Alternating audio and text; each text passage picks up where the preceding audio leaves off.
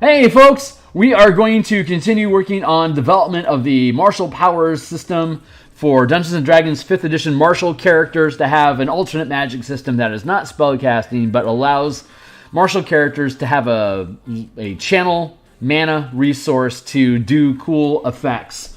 So this is the 87th episode. We're going to work on Paladin channel Divinity today. So if you're checking the stream after the fact in the future, after we finish streaming and you're just reviewing it, you might want to skip ahead like a minute or two as I get to my intro. But for the rest of us, let me just check my signal here real quick, and then I'll go through my intro spiel, and then we'll get to work here for just a little bit. So let's see here. Mic check, 1, 2, 3. Let's see here. Sounds good to me.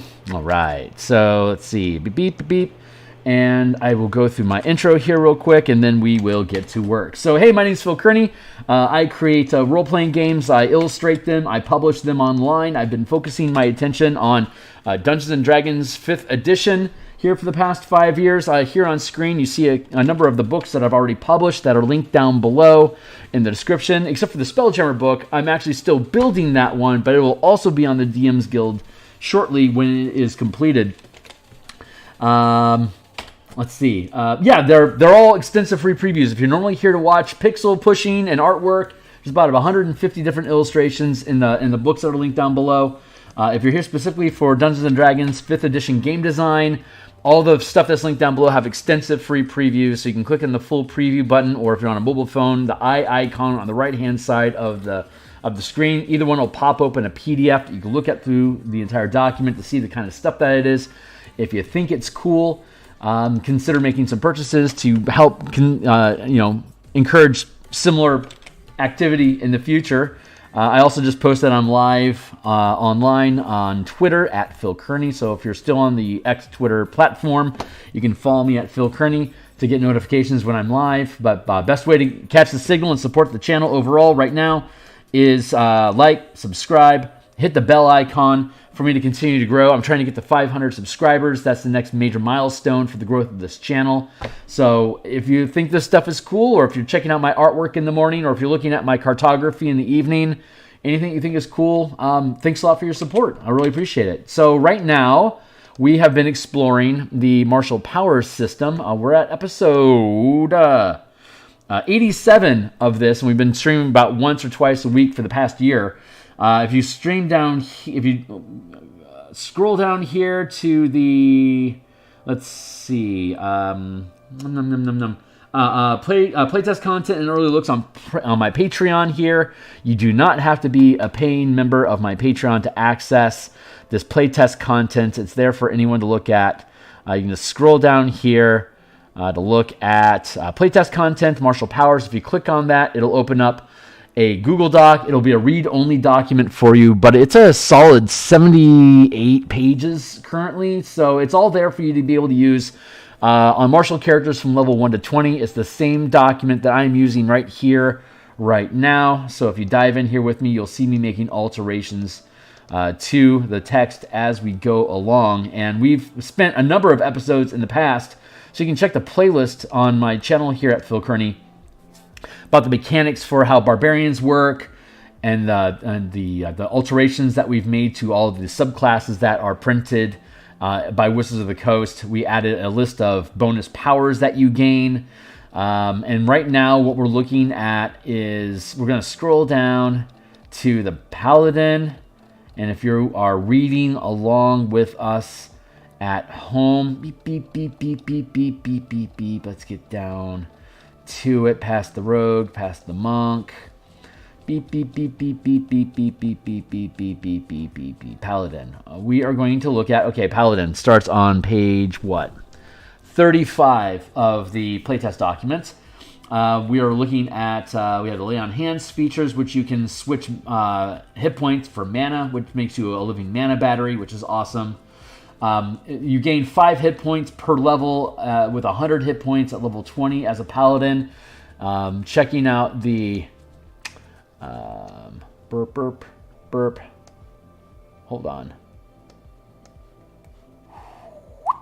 All right, so checking the table here, you get 2 mana per level.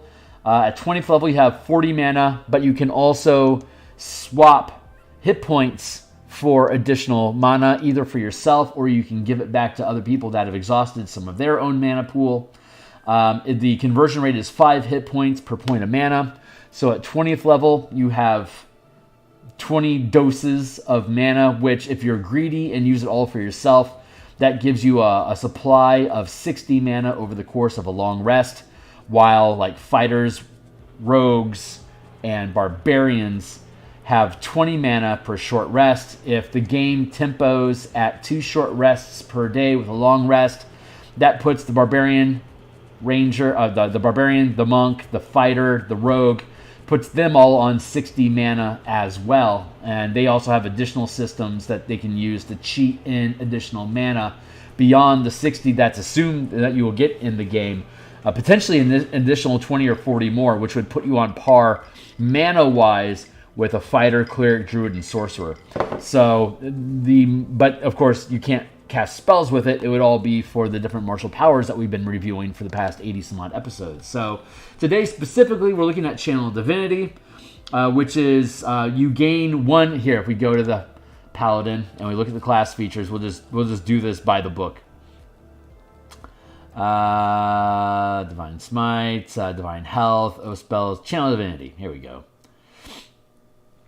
You gain, let's see, your Oath allows you to channel divine energy to fuel magical effects.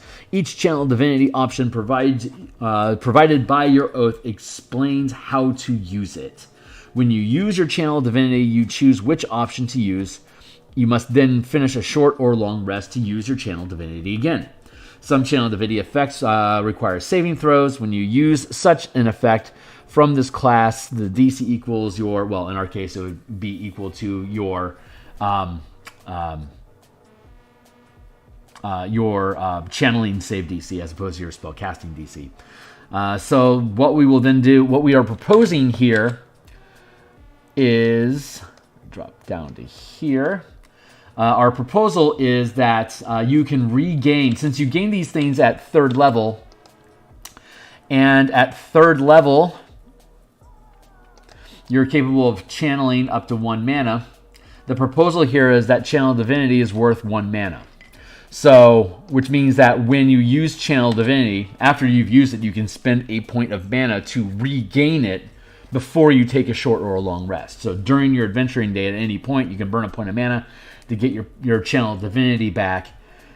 Are we going to have to make alterations to any of the Channel Divinity features that you gain in the subclasses of your Oath to balance that point of mana, yes or no? So that's what we're going through the process of right now, and we can have on-case basis differences from Oath to Oath depending on what it is that you gain. So that's the process that we're going through right now. So without further ado, we're going to drop down here to, let's see, we're skipping Oath of the Open Sea because their content, Tal'Dorei content, is hardly official, so I can't put it in a book, so I shan't. Though I could always peel apart Tal'Dorei stuff on my Patreon and rebuild it, but I'm not a fan anyway, so I'm not going to bother. Oath Spells, Channel Divinity. Let's go down to, let's go, Oath of Conquest. So let's see, what are our features? Oath Spells, Conquest, Channel Divinity.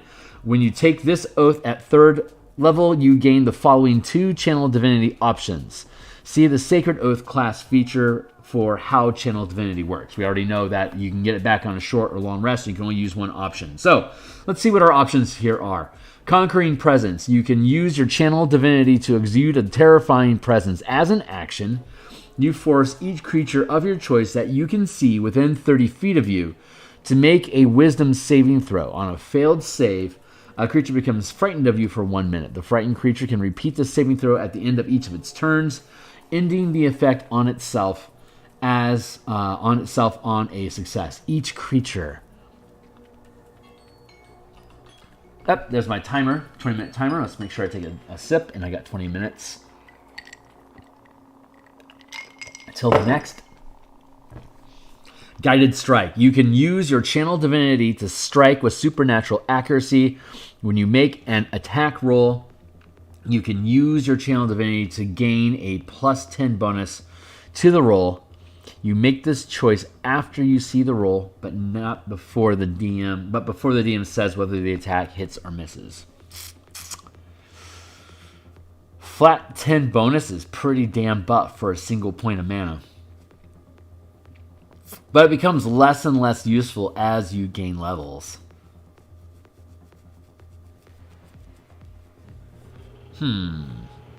Conquering presence. When you use your channel divinity to exude a terrifying presence as an action, you force your creature, a creature of your choice that you can see within 30 feet of you. Let's take a look at some of the fear effects we already have. That should guide us.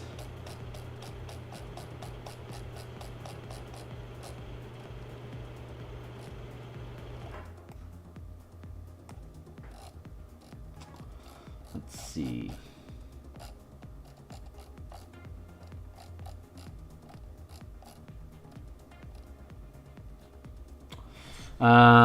Sonic strike, poisoning strike, deafening strike, flaming strike, corroding strike, disarming strike, strike.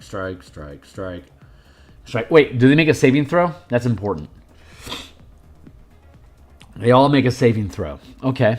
That does make a significant difference, so the strike isn't the same. But what is the rank that we have for fearful strikes? Provoking strike, life-stealing, intimidating strike. Your damage increases by 1 power die per mana burn, and the target is, and one creature is afraid of you, automatically becomes afraid, but can use a wisdom saving throw. And that's 2 mana. So let's look at the maneuvers that we have. Maneuvers can be used as an action or as a bonus action. Paralyze, Incapacitator, Wave of Terror. You can choose any number of... This is for 3 mana. You can choose any number of creatures within 30 feet of you to make a wisdom saving throw. Each creature that fails is frightened of you. The effect ends for a creature when it succeeds a saving throw at the end of each of its turns. Those are actually worth 2 apiece. The a +5 bonus is generally a +1. 1 mana. It's like +5 is worth advantage, basically. Like if you have advantage on a die roll, it's effectively like a +5 to your die roll in general. At least if you have advantage on a passive perception check, it's worth +5 there. Similarly, Pass Without Trace gives a +10 bonus to allies within 10 feet of you. So I think this one is panning out. Looks like the Oath of Conquest, it pans out that these things should actually be worth 2 mana apiece.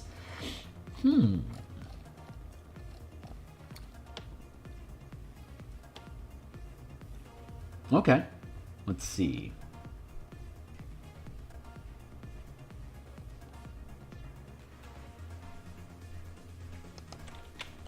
You can burn 2 mana. Is that right?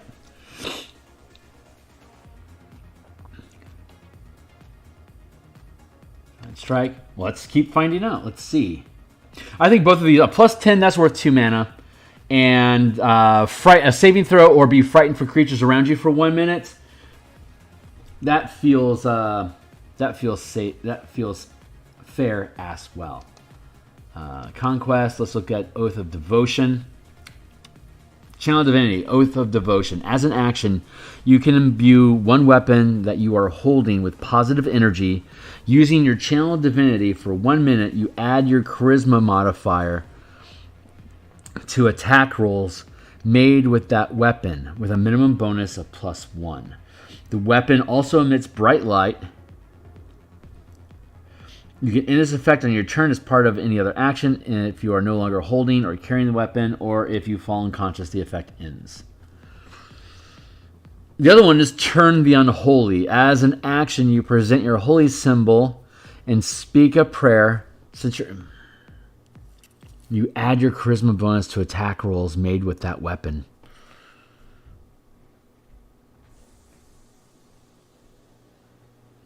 That's a concentration effect, essentially. I might have to convert all these things into like stock powers that you gain access to.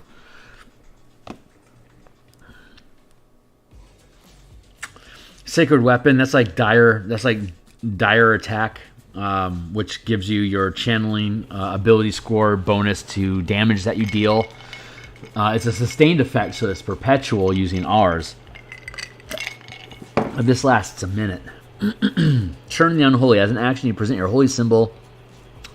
You don't need a holy symbol as a paladin. There's a language break there. And you speak a prayer censuring fiends and undead.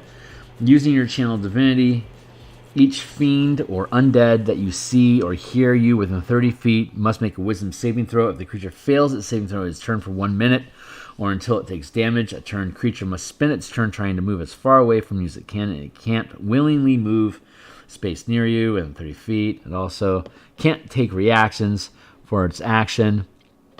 It can only use the dash action to try to escape. That's worth 2 mana. Sacred Weapon. For 2 mana, you get the ability for 1 minute, and you don't have to maintain concentration on it. And it sheds light. Shedding light's not a big thing.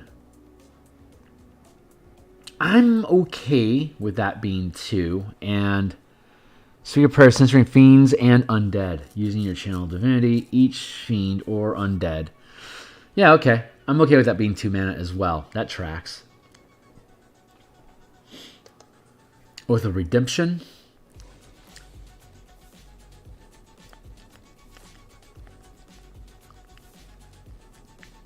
Let's see. You can use your channel divinity to augment your presence with divine power. As a bonus action, you grant yourself a +5 bonus to charisma persuasion checks for the next 10 minutes. 10 minutes +5. +5 bonus is only worth 1 for advantage on a skill check or on an ability check. And as an exploit, we charge 1 mana for that per use. But there's also, that's a yeah, I'm good with that. We have a class feature. We have a sustained power. I believe it's 2 mana. Like Loquacious or some shit. Gain advantage on charisma and dexterity checks. It's quick. Sustained power. Which is effectively a +5.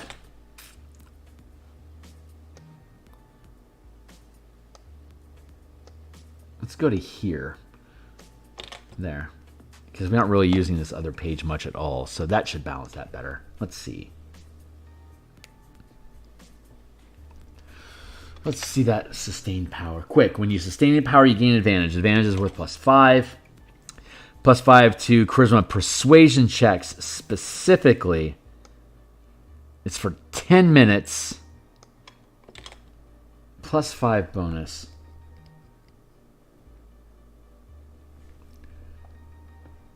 Yeah, I'm good with that for 2 mana. Without having to require any concentration. That's good. And the rebuke effect is a fear effect to undead and demons, and it also restricts their actions. I'm good with that. It's not out of curve, so I'm content with that. Oath of the Crown. Let's see.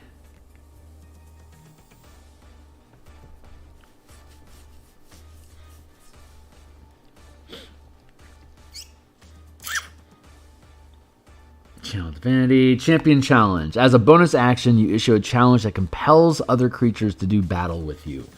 Each creature of your choice that you can see within 30 feet of you must make a wisdom saving throw, and on a failed save, creatures can't willingly move toward more than 30 feet away from you.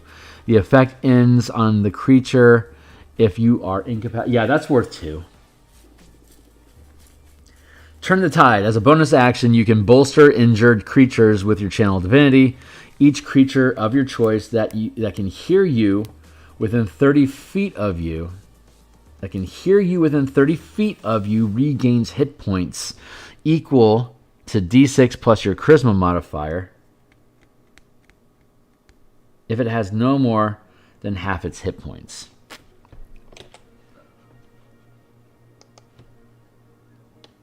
Let's see.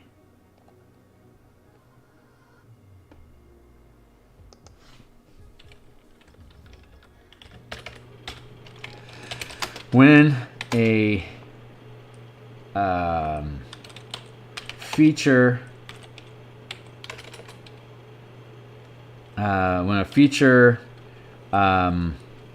describes using your charisma modifier to affect,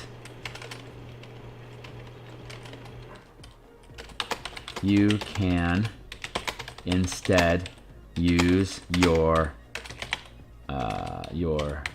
channeling ability modifier instead, period.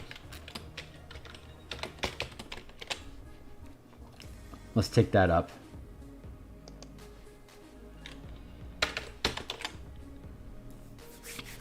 Yeah. There, that's good. So far, 2's consistent. I'm happy with that.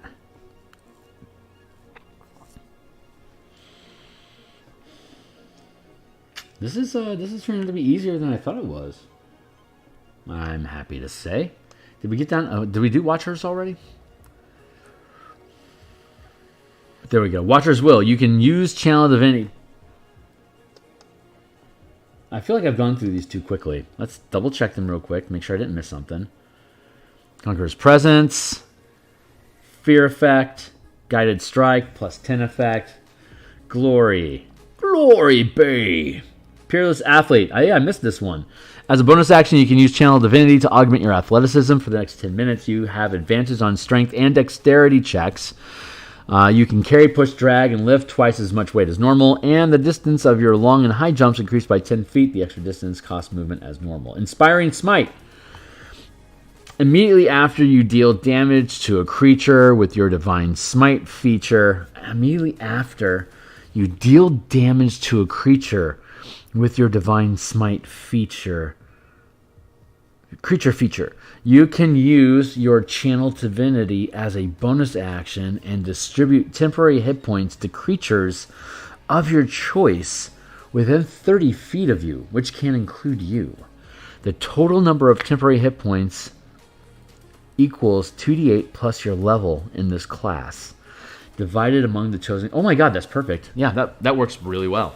Wow, that's great. Redemption.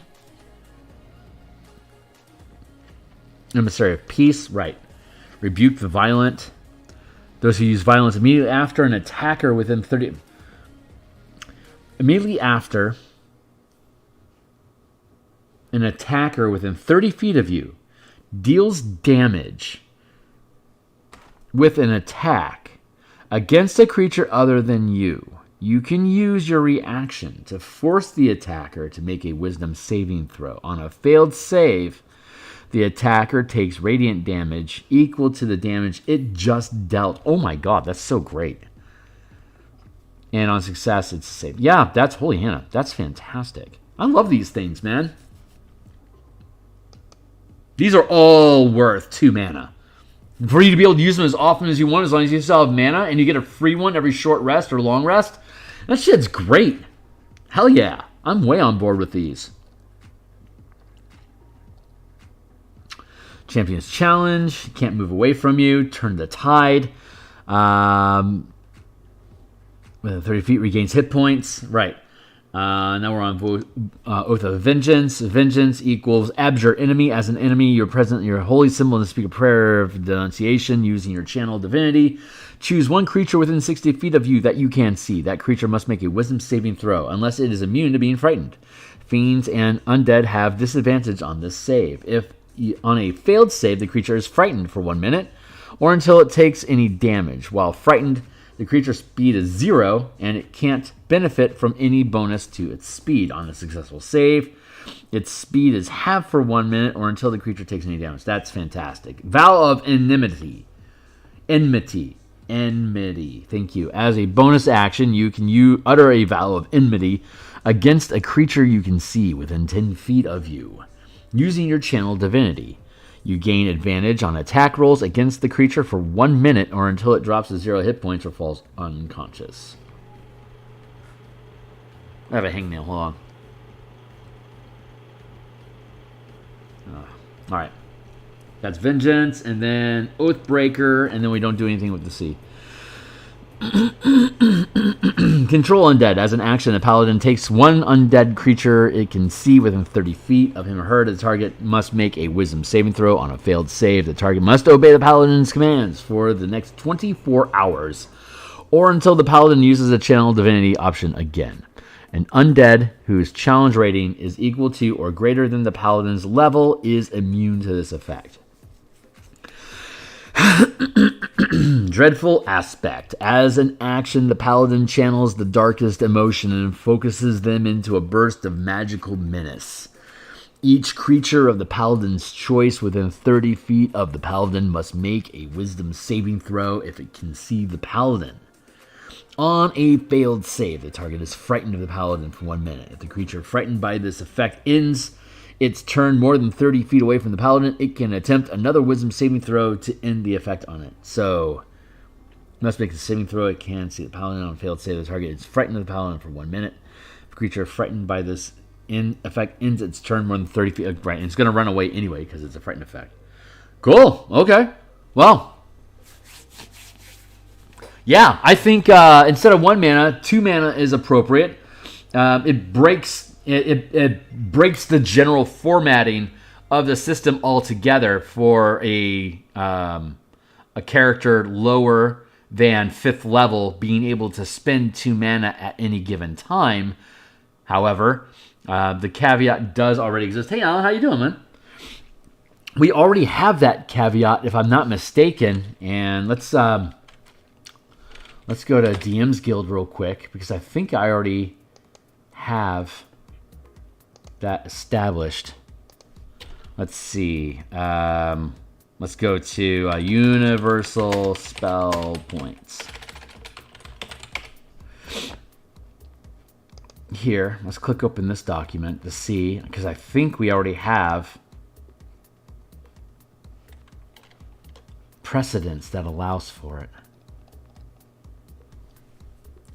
Mana progression, mana table, spells, DMs may remove limit of high casting magic, warlocks, multi-classing, monks and warlocks, 10th level. Where was it? Here we go. Class features such as Artificer's Eldritch Cannon that can be regained when you spend any spell slot. Instead spends 2 mana, regardless of how many times you choose to do so. If a feature requires a specific level spell slot, the amount of mana spent is equal to the level of the required slot. For example, a Ranger Drake Warden must spend a 3rd level spell slot to use its Drake's Breath weapon again. Using universal spell points, you instead spend 3 mana. Class features such as Monk's Key, Sorcerer's Sorcery Points, and Wizard's Arcane Recovery that convert points into spell slots are exchanged 1 spell level for 1 mana. For example, 3 sorcery points can be exchanged for 3 mana, and a 4th level wizard using Arcane Recovery can recover 2 mana. Okay, so like for example, let's then go to, as a proof of concept, let's go to the Ranger. That's a rogue, Kearney. There you go. Ranger. Beastmaster. The Beast obeys your commands. Exceptional training. Beast obeys your commands. If you are incapacitated. If the beast dies, you can obtain a new beast by spending 8 hours magically bonding with a beast that isn't that meets the requirements. Where is the alternate class feature from Tasha's? Fight the monster, challenge rating 4th, add your proficiency, maximum hit points, stat block 4 times, ranger, whichever you like. Optional class features. Is it there? Favored foe, additional ranger spells, blind fighting, special focus, primal awareness, nature's veil, beastmaster. I could swear we had a template let's see. As an action, Drake is friendly in combat. The Drake remains until reduces 0 hit points, until you use this feature to summon the Drake again, or until you die. Anything Drake is wearing, once you summon a Drake, you can't do so again until you finish a long rest, unless you expend a spell slot of first level or higher to summon it. Thank you. And you gain that ability at 3rd level. So we already have precedents sitting in our system that a 3rd level Ranger and a 3rd level Artificer can resummon pets for 2 mana, even though a 3rd level Ranger is only capable of channeling 1 mana for casting spells. Artificers can only do... Okay, great. So we already have precedents in the system that in certain instances we can have a character lower than 5th level spend 2 mana to regain a class feature or resource that they gain at 3rd level. The Channel Divinity feature is a perfect example of that. So great, we're within curve. We're remaining consistent, internally consistent with our own design principles. I am very happy with that, and as a result of that, we can now rest. We can now rest assured that the divine power features that they have are worth 2 mana. So you could burn all of your mana if you wanted to over the course of a day to just pick up Channel Divinity features over and over and over again, which is another really fun use that Paladin, like if you wanted to take your character and instead of learning powers that require mana, you just wanted to keep like a bunch of spells like you normally would, you could do that. Or alternatively, you could decide to just learn 16 feats and then just use all of your mana for more healing and to spam use of your Channel Divinity feature. Perfectly fine with me. It's, as far as I can tell, it's all balanced. So that's fantastic. And it's only been a half hour, so I still have some time left on the I still have time budgeted for today. So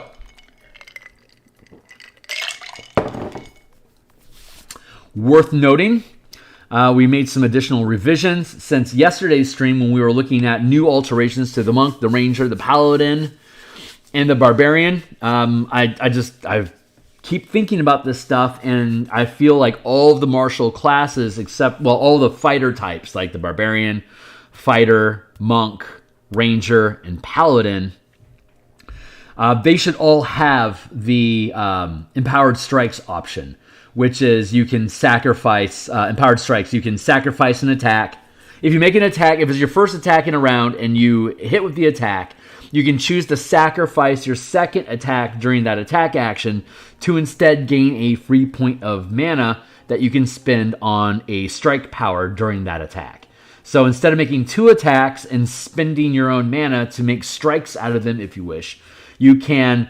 If you hit with your first attack, you can then forego your second attack to get a free point of mana to make that first attack a strike. Since you know you already hit, spending the potential of that other attack to get a sure thing with extra damage, and as a strike power, it's going to allow you to do something like take away their reactions or stun them or banish them or whatever it is that you're doing with your strike powers. So we added that in. Also, we made changes to the brutal power, which replaces brutal critical. The way that this works is that at 10th level, you can score a critical hit when you roll a 19 or 20. You can score a critical hit when you roll a 19 or 20 with a melee weapon attack. Score a critical hit.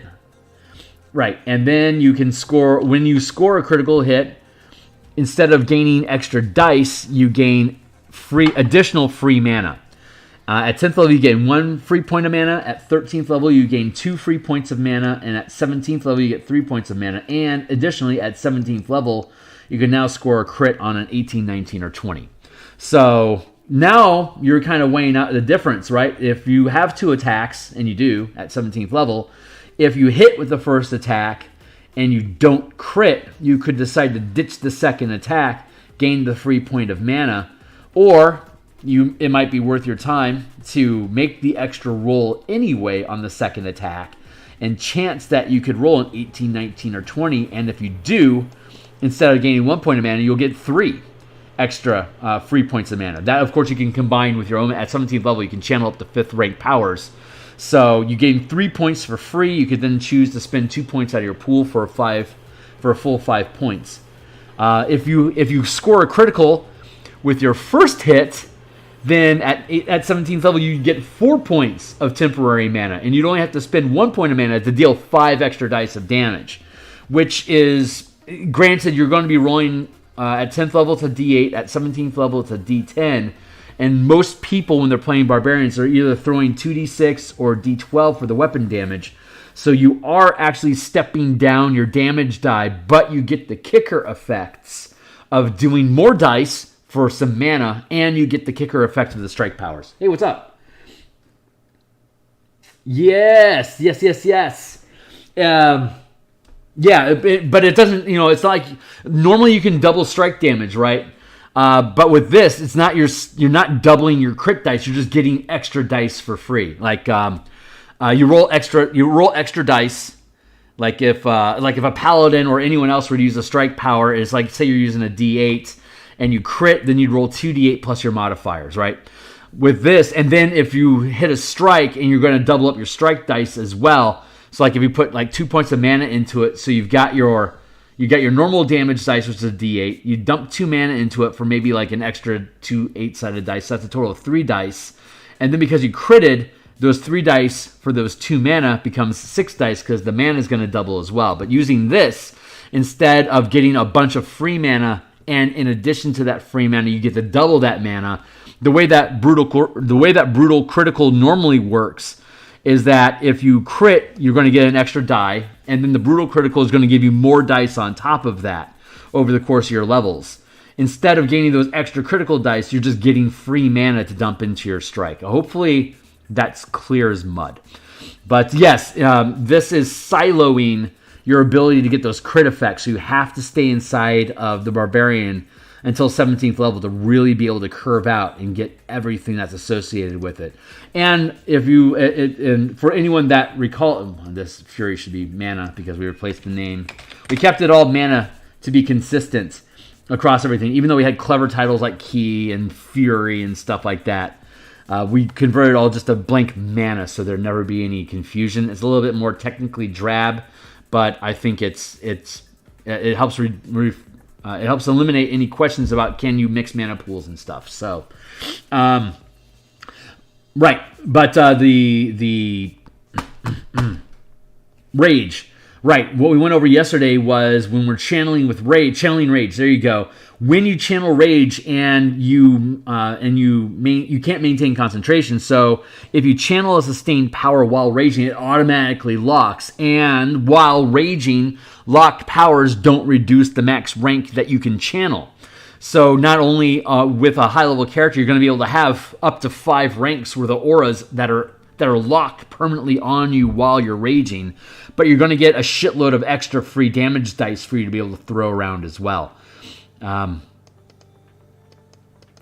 I'm pretty happy about that. So then, what else did we make changes to? Fighter's still solid. We're going to get into the monk here in a minute. Fighter. Let's go look at the monk real fast before...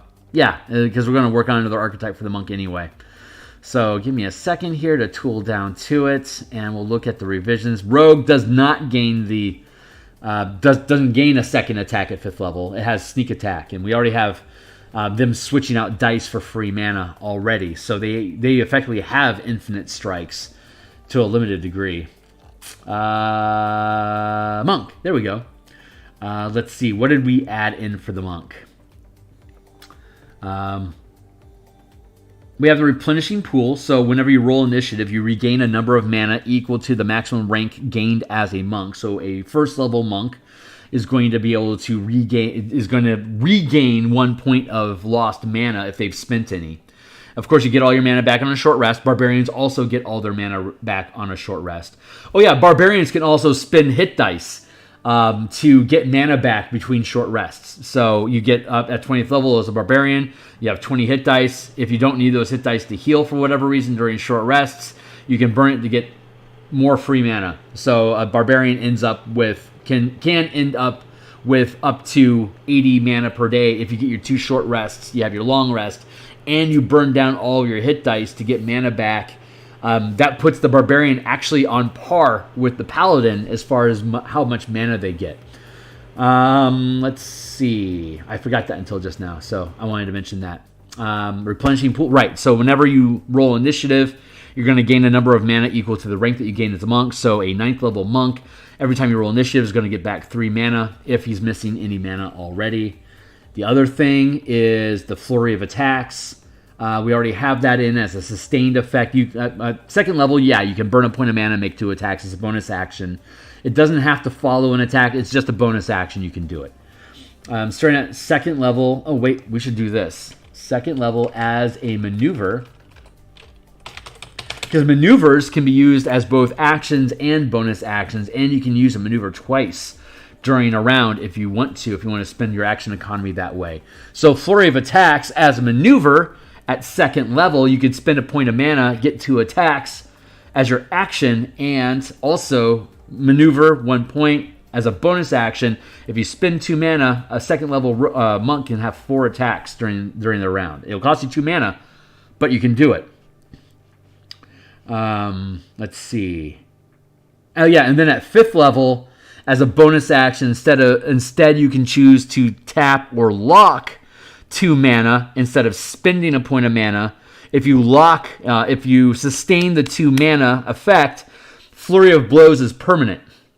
Flurry of Attack. So every time you take a bonus action, you can get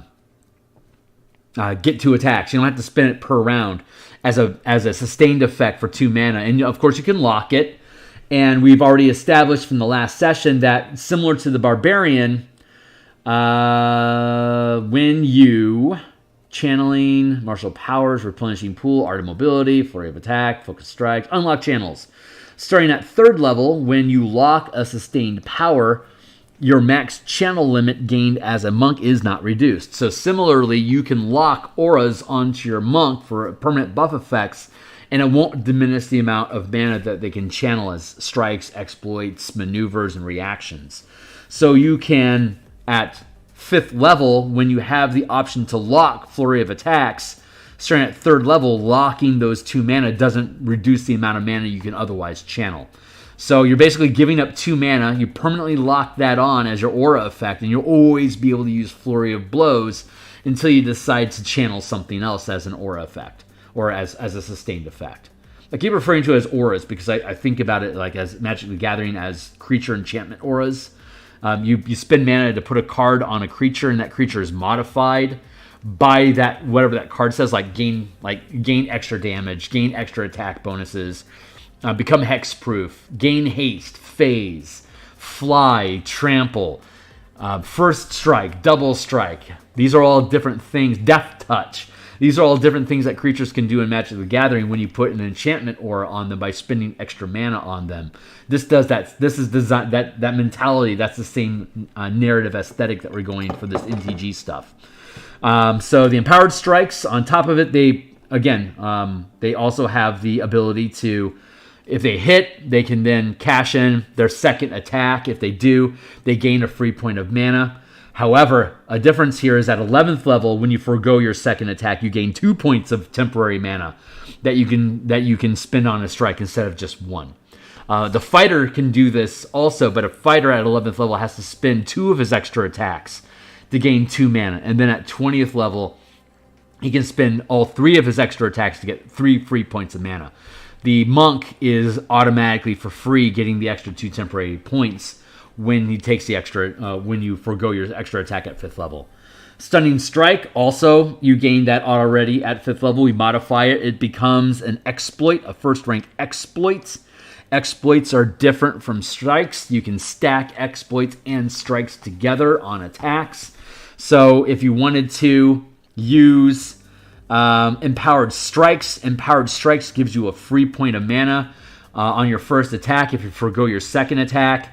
Stunning Strike costs 1 point of mana.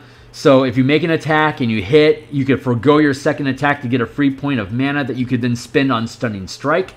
So as long as you keep hitting with your first attack, you have infinite Stunning Strikes. so you don't have to worry about burning out your mana pool that way, but it does reduce the amount of attacks that you can make.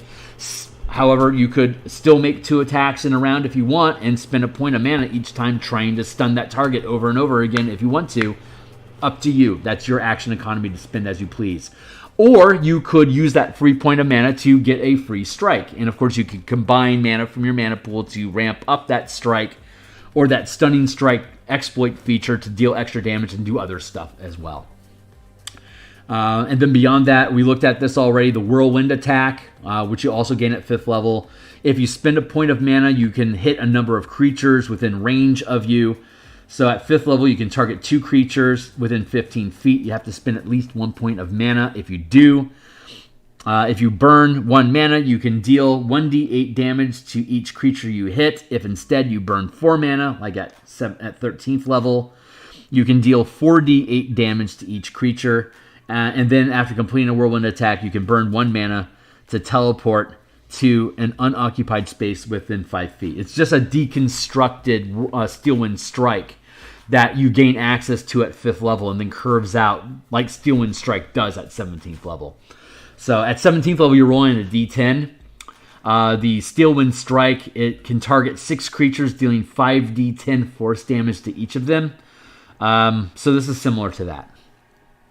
Let's see. What else we got? Oh, yeah. Okay, so those are the changes that we made. So all of these classes have ways of being able to generate extra damage and to be able to, like the weapon masteries that they're introducing for 2024, like the push, the prone effect, the disadvantage effect, the remove the opportunity attack effect. These are all things that we've already had in the past year worked into our different strike options.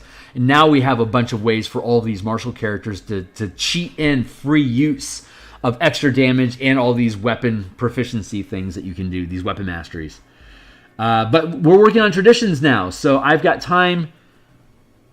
Yeah, I've got time for 1 tradition today. And then we'll have to kick out of here for the day. But I should be back tomorrow. I don't know what I'll be doing tomorrow. It might be more of this or it might be art. I'm not sure. But right now we're looking at Way of the Ascended Dragon. So we're going to kick through our features again here real quick to make sure that we still like how they all read. If we're still happy with it, then we're going to build a kit of powers that the Ascended Dragon will automatically get. And hopefully this will work out okay. So we'll stick around. We'll build this one out. Then we'll be done for the day. So Draconic Disciple, 3rd level, Way of the Ascended Dragon feature. You can channel Draconic power to magnify your presence and imbue your unarmed strikes with the essence of the dragon's breath. You gain the following benefits: Draconic presence. If you fail a Charisma, Intimidate, or a Charisma, Persuasion check, you can use your reaction to re-roll the check. As you tap into the mighty presence of dragons, once this feature turns a failure into a success, you can't use it again until you finish a long rest. I already have ideas and comments about this. So, where are we at? Let's take this one back up to here, since we don't need to reference this chart very much. Up so I can see my time here at the bottom. I'm rearranging my windows. Give me a second. Here's our list of powers. And there. Here's our monk. I'm excited about this. I'm excited about the Kinsei. I think the Kinsei is going to be super fucking fun. Draconic presence. You can use this once per long rest or spend 1 key to regain use of this feature. That's a great thing. Draconic Strike. When you damage a target with unarmed strikes, you can deal acid, cold, fire, lightning, or poison damage. When you spend key to channel a martial strike through an unarmed strike, the additional damage can be used. The additional damage can be the same damage chosen for the unarmed strike. Thank you. Chosen. And then Tongue of the Dragon, no changes. What is Tongue of the Dragon? We can get rid of the Paladin. That cleaned out. You learn to read, speak, write Draconic, or one other language of choice. Sure, why not? Breath of the Dragon. There's that 2 mana pop again. Let's see. Breath of the Dragon, 3rd level feature. You can channel destructive waves of energy like those created by the dragons you emulate. When you take the attack action on your turn, you can replace one of the attacks. Timely timer. You can replace one of the attacks with an exhalation of draconic energy in either a 20-foot cone or a 30-foot line that is 5 feet wide, your choice. This is 3rd level. Choose a damage type, blah, blah, blah, blah, blah. Each creature in that area makes a saving throw against your key save DC, taking damage of the chosen type equal to 2 rolls of your martial arts die on a failed save, or half as much damage on a successful one. At 11th level, it's 3 dice. You can use this feature a number of times equal to your proficiency bonus, and you regain all expended uses when you finish a long rest. While you have no uses available, you can spend 2 ki to use this feature again. That's awesome. They already agree with me. That's so fucking choice. 2 mana for a refresh ability at 3rd level. That's so perfect. That's so perfect. You can targets take creatures that fail the save take 2 power dice of damage. At 11th level, it's 3. Wait, what does it say?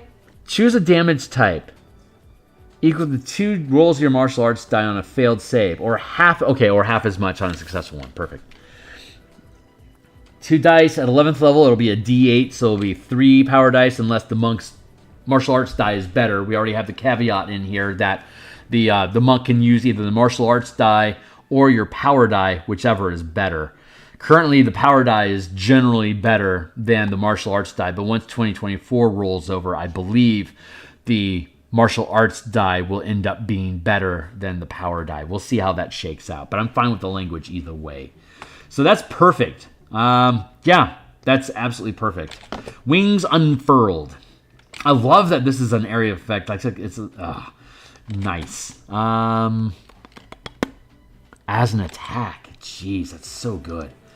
Wings unfurled. If no uses are left, spend 1 ki. What does it say? When you use Step of the Wind, you can unfurl spectral draconic wings from your back that vanish at the end of your turn. While the wings exist, you have a flying speed equal to your walking speed. You can use this feature when you use your Step of the Wind. Oh, that's right, because Step of the Wind normally only lasts 1 round.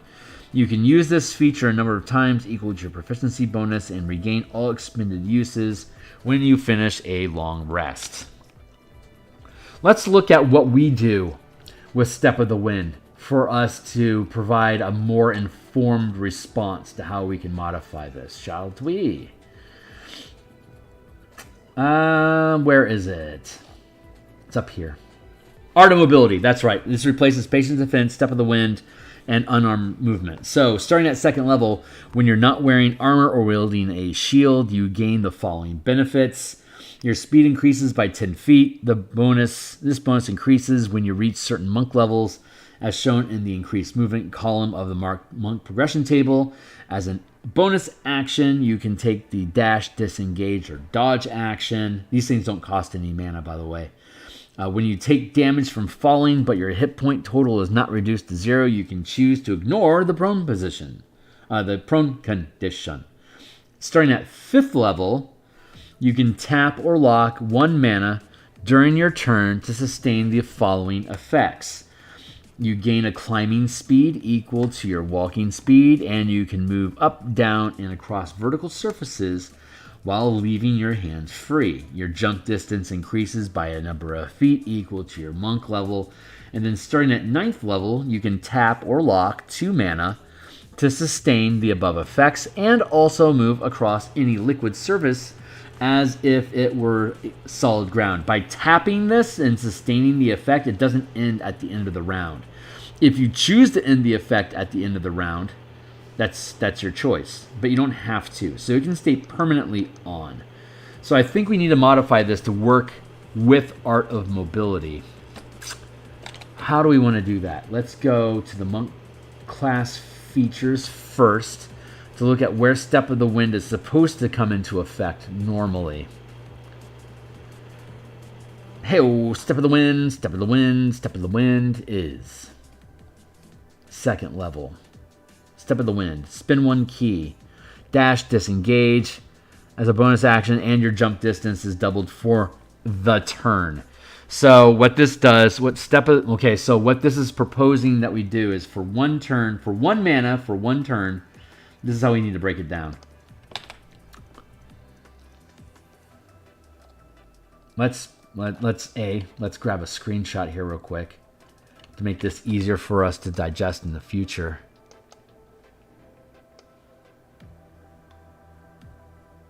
There. Now let's go back to the Ascended Dragon.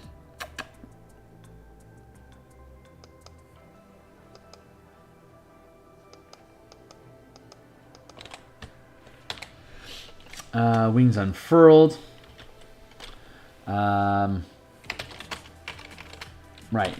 You can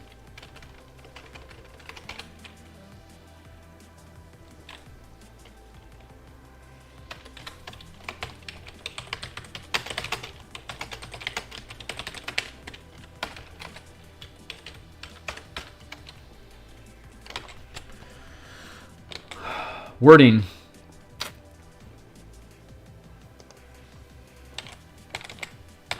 This is the job. This is what we do. This is what we always do. Breath of the Dragon, wings unfurled. I want to peel apart this language here real quick. 6th level Way of the Ascended Dragon feature. When you use your Step of the Wind, you can unfurl spectral draconic wings from your back that vanish at the end of your turn.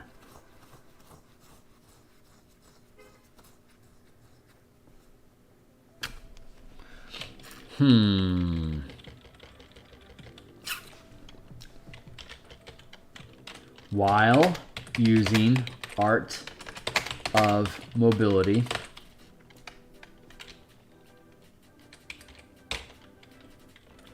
you can unfurl spectral draconic wings from your back that vanish while using... How do I want to do this?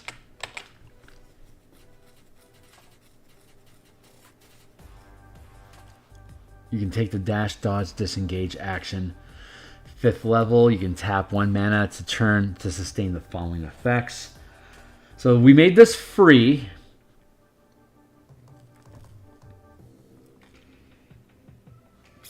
One mana.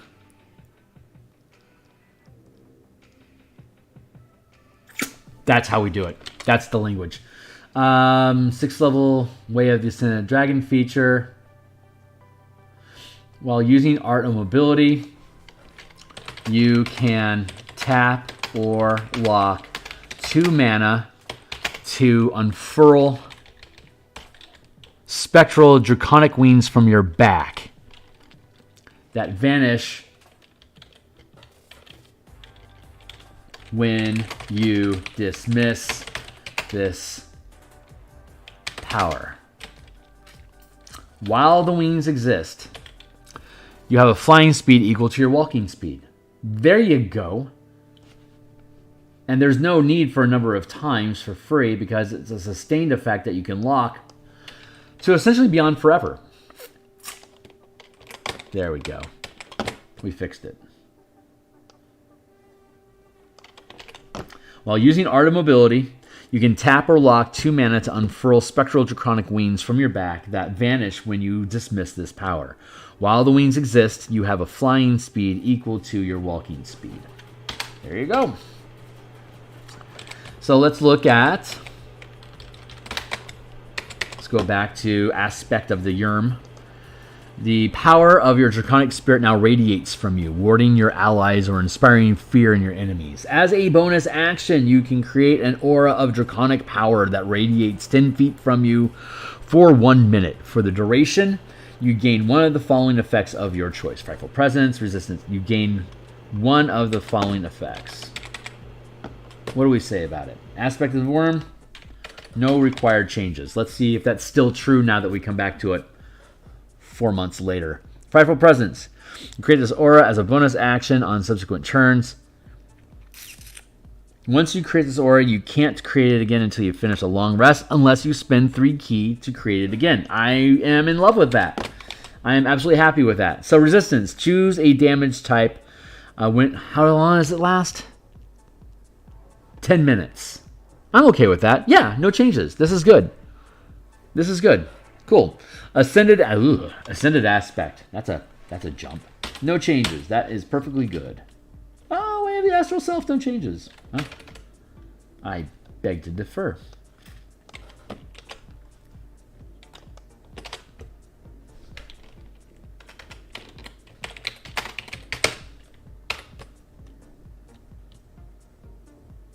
Let's create a power list.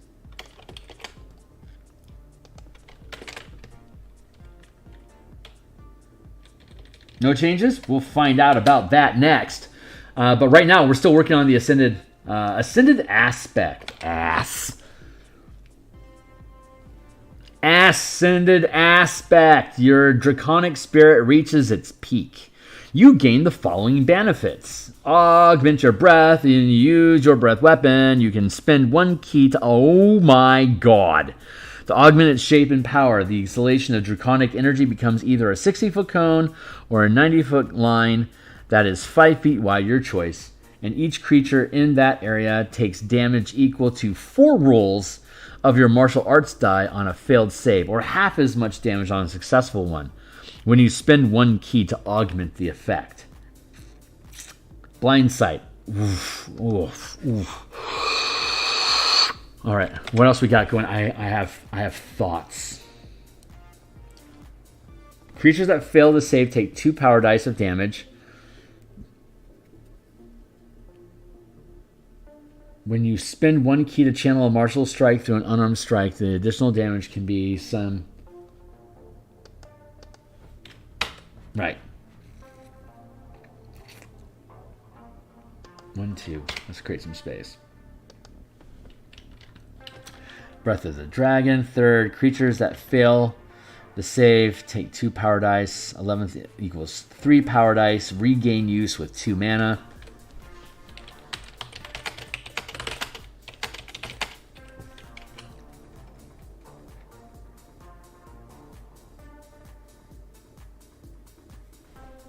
So it's 3 dice for free. If you tack on a point of mana, it's 4 dice instead of 3, and the range doubles.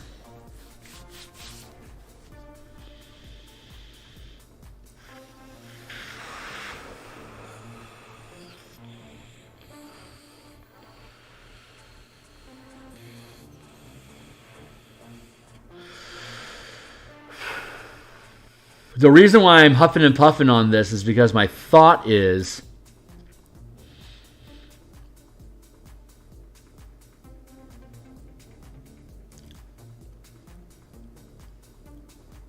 The thought is that you can affect any target that you hit that fails its saving throw. You can affect with a strike power that you know by spending extra mana.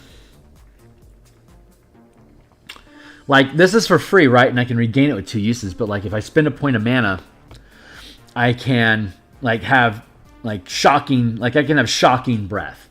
So if I use breath of the dragon, anything that's like in that 30-foot, 5-foot wide line effect, anything that fails at saving throw gets affected with shocking strike and loses their opportunity attacks until they succeed a saving throw. Like, I like that idea a lot. Boy, I really like that idea. That's super fucking cool. And then Ascended Aspect, you can dump on an extra point of mana. I have no problem with. Let's circle back around to that. Let's get through with the Blind Sight. You have Blind Sight out to 10 feet. Within that range, anything you see that isn't behind of cover, moreover, you can see an invisible creature within range. You gain the following benefits. You can spend mana. Oh, you permanently have Blind Sight. Okay, great. So you just have Blind Sight now. You gain the following benefits. Your draconic spirit reaches... Yes. And you have explosive fury. When you activate your aspect of the worm, draconic fury explodes from you. Choose any number of creatures you can see in your aura. Each of those creatures must succeed on a dexterity saving throw against your saving throw or take 3d10, which is appropriate for the level that you're at, or lightning damage. Wow, for free. Wow, that's sick. Okay, yeah, I'm good with that. I like this strike effect. I'm not going to implement that until something that we have to figure out is masteries. We need effect cantrips, because when 2024 comes out, there will be weapon masteries, and we are going to be dealing with that. We're going to have to rewrite this book with the 2024 features in mind, like the changes to Indomitable Might and blah, blah, blah, blah, blah. But we don't know exactly specifically what Wizards is going to have in the book until it's done. So we're building the book using 5e mechanics as is. When 2024 updates, we're going to update all the mechanics in this book to coincide with the new quality of life tech, which is going to include weapon master, which will include weapon masteries. So our intention is the quick. Let's just go down and play with our weapon masteries for a moment, since we're in the conversation as it is. Actually, before I dance away too quickly, let's go to Aspect of the Worm.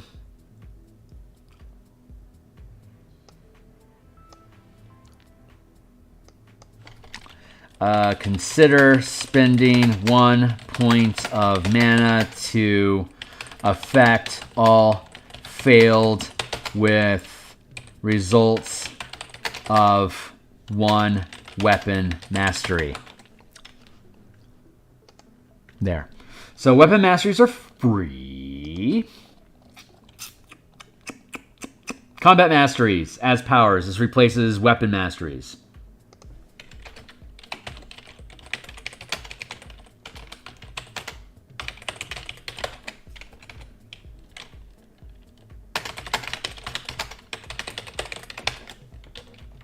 Combat masteries are 0 mana strike effects. When you learn a combat mastery, you can apply the effect to any attack that would normally qualify for a strike power.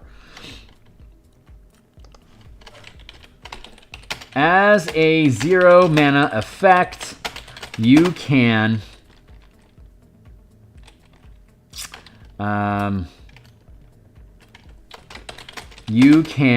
spend mana 1. You can add damage.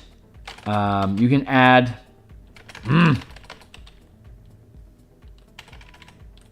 burn 1 mana during a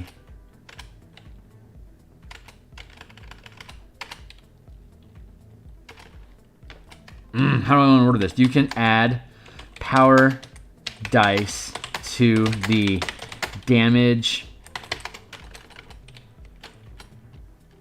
to the attack damage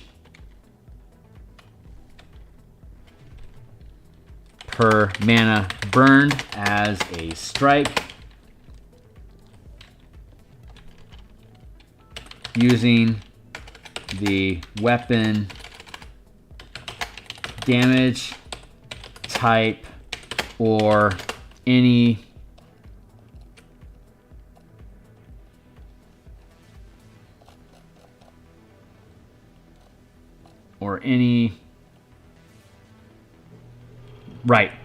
damage or any damage type learned as a power as detailed below.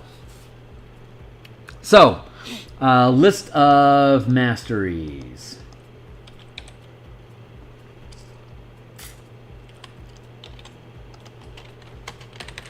Target makes strength save or object held is dropped in an adjacent 5-foot square.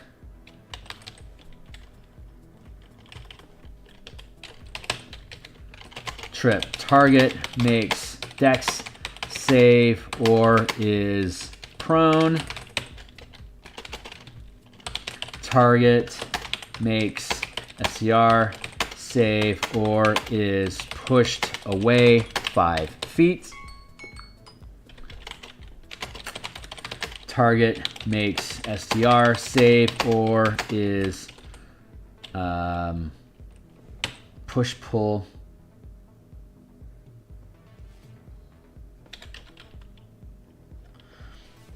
Target makes strength save or is moved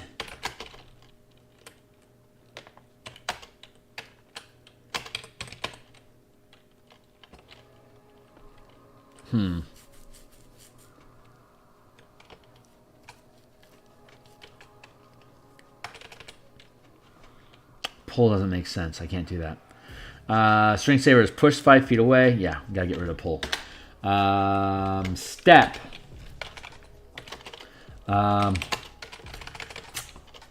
You can shift your position 5 feet as a free action.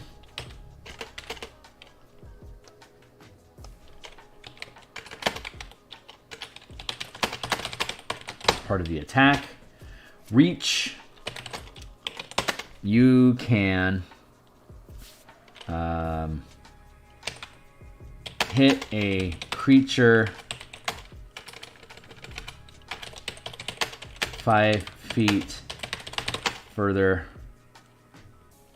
than your normally attack reach allows. You gain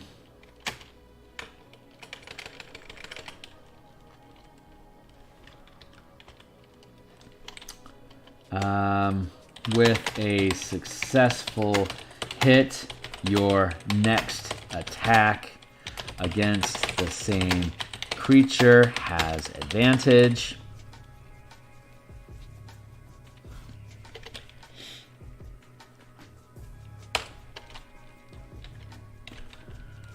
What would I want to call that?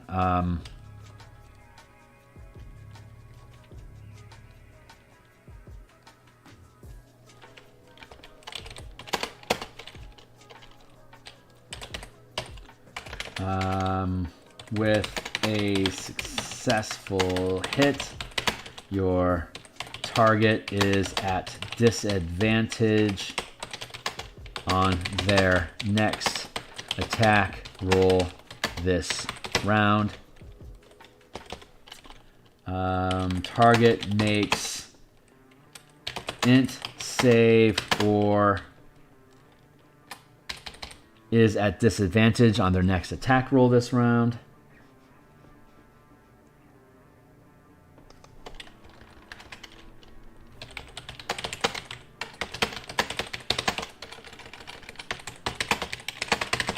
To the end of their next turn, period. Shift 5 feet is part of the attack. Reach, you can... maybe we don't need reach. Reach is a little wonky.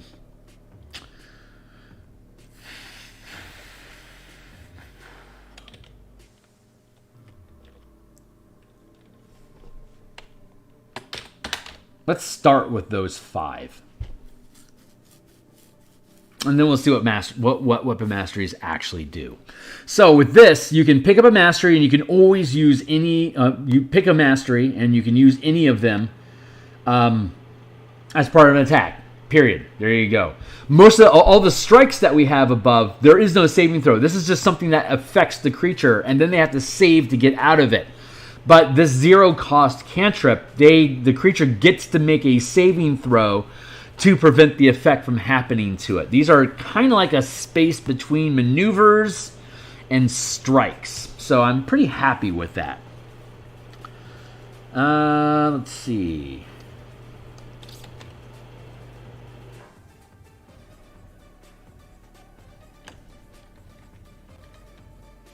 There.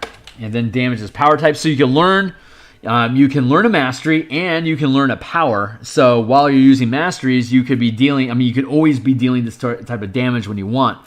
But while you're using masteries, you can combine it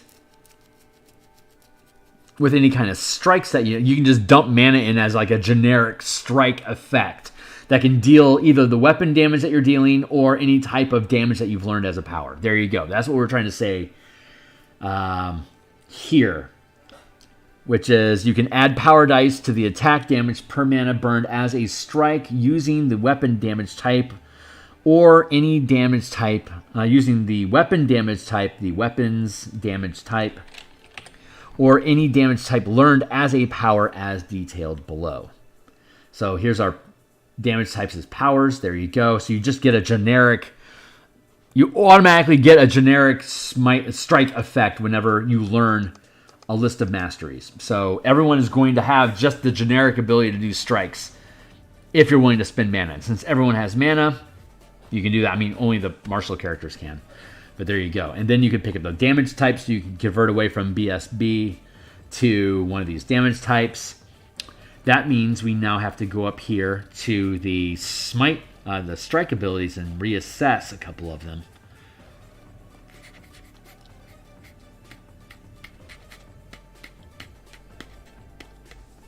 Oh, no, these still make sense. Like, all these strike abilities have a kicker effect, like sweeping, shocking strike, take away opportunity attacks. But like poisoning strike, poison somebody, tripping strike, you knock them prone, and you boost your DC with the extra damage that you deal. Thundering strike, you push something back 10 feet as opposed to the 5 feet that you get for the cantrip. But then you have things like Psionic Strike, right? The weapon can deal force or psychic damage and add 1 power die per mana burned.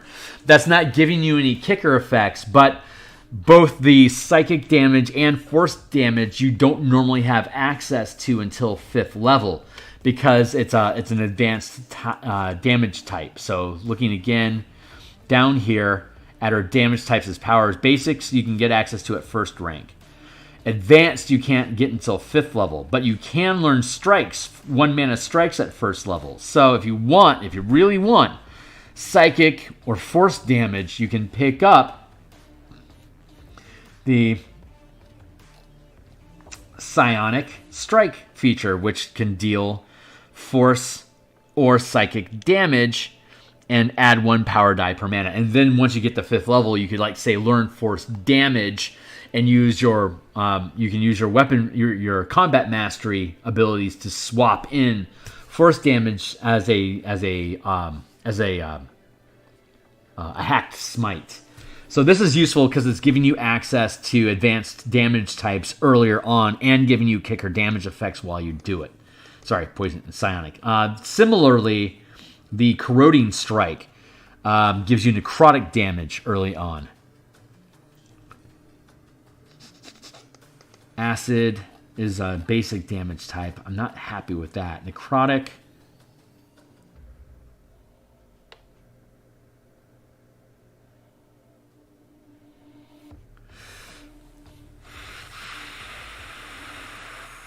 Maybe we should change that name. Acid's pretty good. Acid and necrotic's okay. Psychic and Force is freaking fantastic. Radiant, what is it? Oh, it's Psionic Strike. Radiant Strike, what does Radiant Strike do? Hold on, let's look at that. I might have to reassess a couple of these. 1st rank, Radiant Strike. It's 1st rank, right?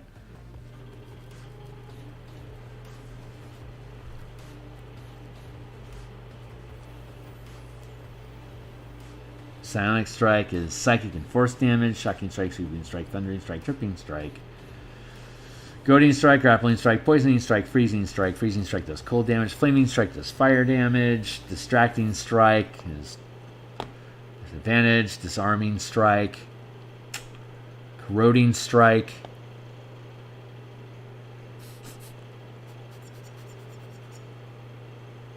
Acid or Necrotic.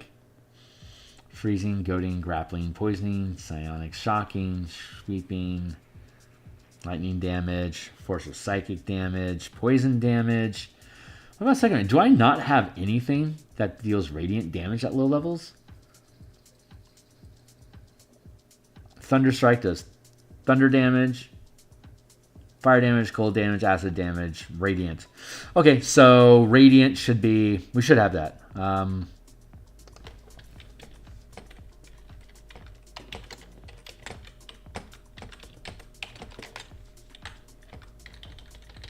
This should exist. Radiant Strike. Your weapon can deal...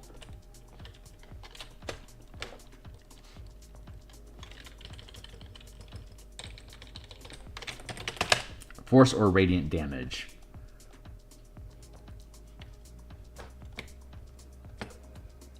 That just feels so cheap in comparison.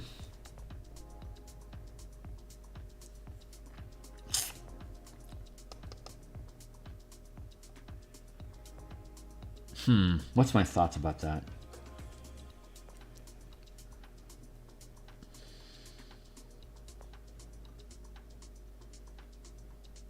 Corroding Strike is such a great title.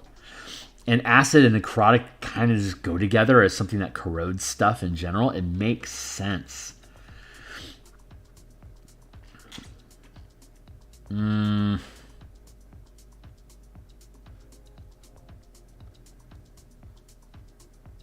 Force of Psychic, Force of Radiant. Necrotic Strike would actually be the most accurate. Because this is called Radiant Strike after all, and this is Psionic Strike after all. They're pretty on-the-nose titles. Corroding Strike is the only outlier. Deal acid or necrotic damage. That feels cheap. Like it should be necrotic or force or necrotic damage. Would be what the Necrotic Strike would do, right?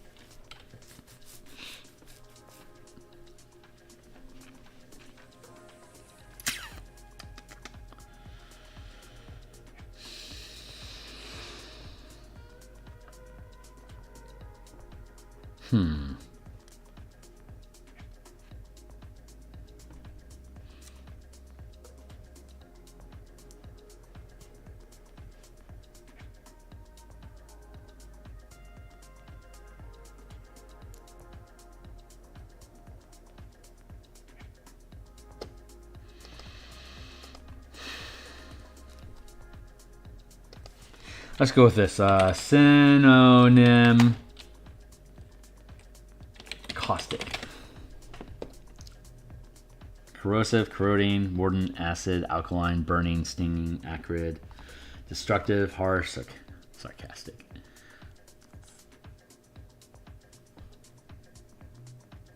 Caustic, acidic, corrosive, corroding. Synonym for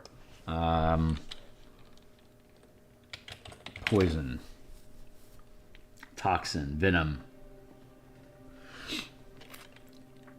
Synonym for necrosis.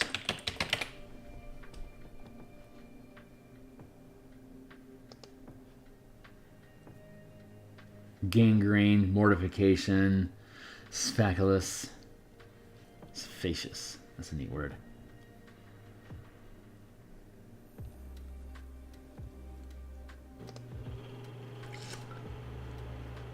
Death of muscle cell fibers, death. Poison, caustic, corrosion.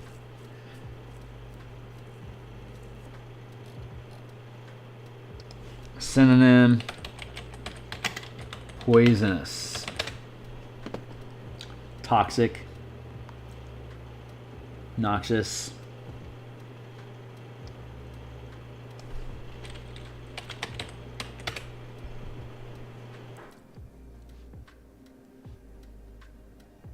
Poisonous, toxic.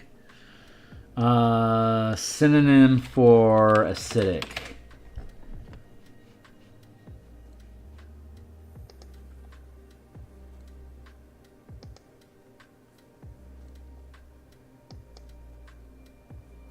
Let's see what we find. Thank you.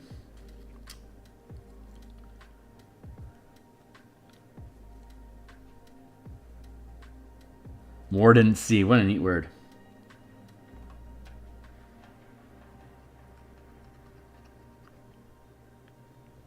Trenchancy. That's a weird. Causticity. Causticity. Causticity. Causticity. Thank you. Flavor. Flavors. Mordacity.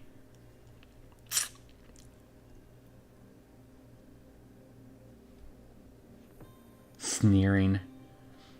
Rancor. These are great words.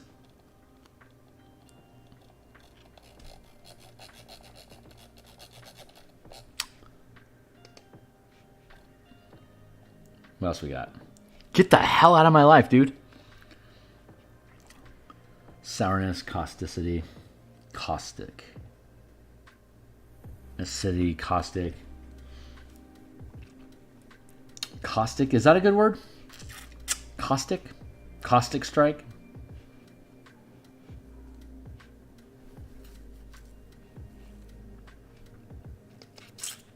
What do we want to settle for? Necrotic, psionic, radiant, those are good. I'm trying to marry poison and acid together.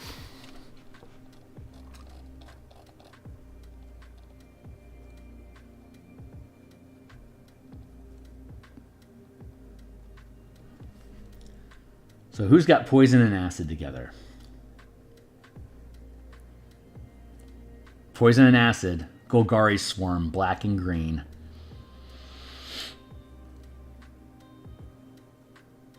Fetid?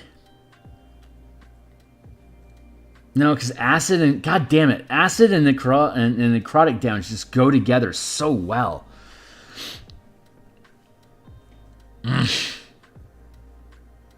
Acid and poison, huh?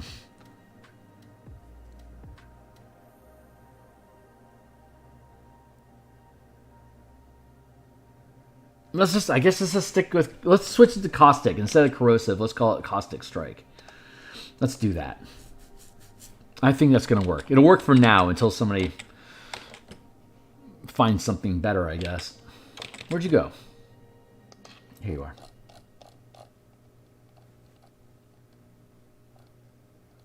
Yeah, that'll work.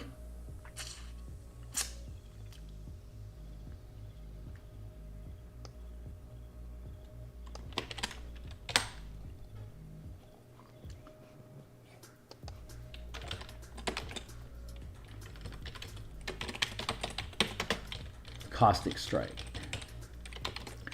Can deal acid or poison damage. In addition, the creature is poisoned.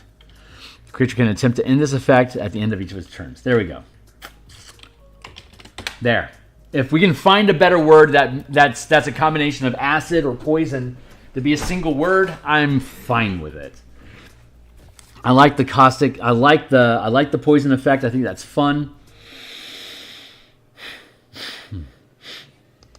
There. That solves that. Use any weapon masteries. There we go.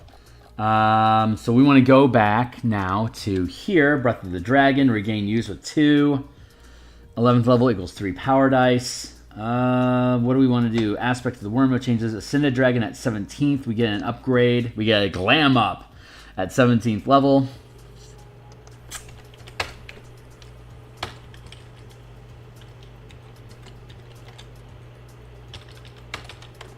Regain use. Creatures that fail their save take 2 power dice for damage. 11th level equals 3 power dice. 17th level, you spend a point of mana and it's 4 power dice. Let's go with... is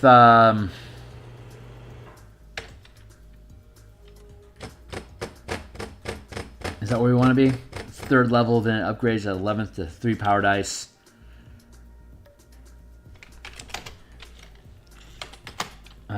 You can spend 1 point of mana to affect 1 point of mana to target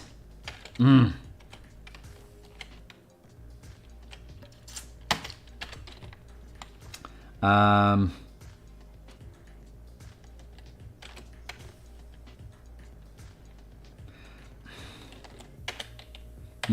can burn one mana to empower your breath attack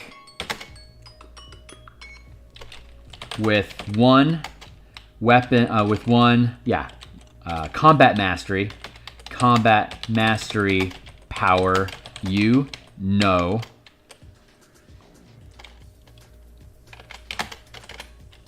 You can burn one mana to empower your breath attack with one combat mastery power you know. Each creature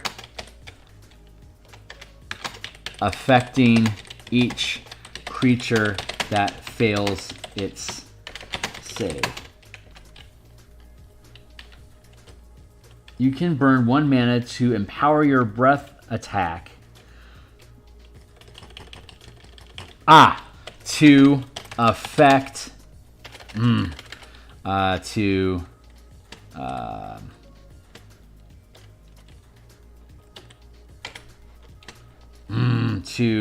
target, to place, to affect, to subject, to impair any creature that fails.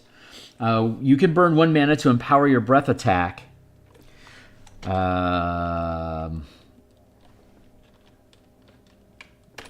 To empower your breath attack with one combat mastery power you know that affects any creature that fails its save. Period. There you go. The rest is implied. Nice. Okay, I'm happy with that. That's actually super fucking cool. And then Ascended Dragon, no changes. 17th. You can you can burn one mana to add a 4th power die to the damage. You can burn 2 mana to add a 5th power die to the damage. There you go. That's what. There we go. Using all the new tech that we have, that's where we're at. How far in are we right now? I am feeling like we are out of time. We're only at an hour and a half. I should have time to crack in a couple different powers for us to buff out the power list before we're done for the day. So, we're doing pretty good here, guys. Let's see. All right, let's start building powers, right? We'll start at the top end and work our way down. So, I think Indestructible, which is I think it's a 4th level sustained power, or is it a reaction? Hold on, it might be a reaction. I don't remember.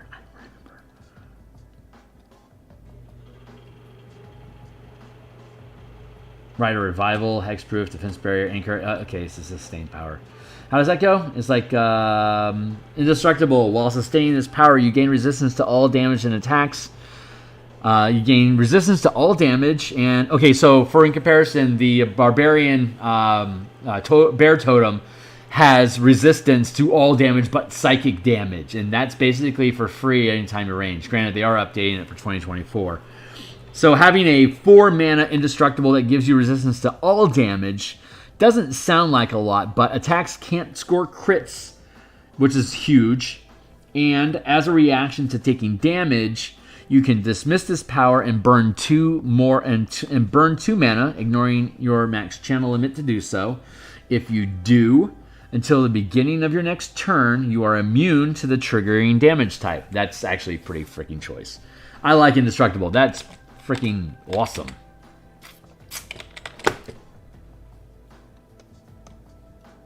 Let's get rid of that.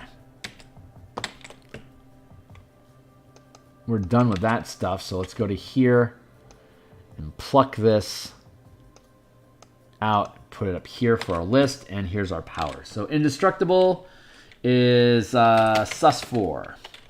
Comma. What else wicked shit out there that we want to grab?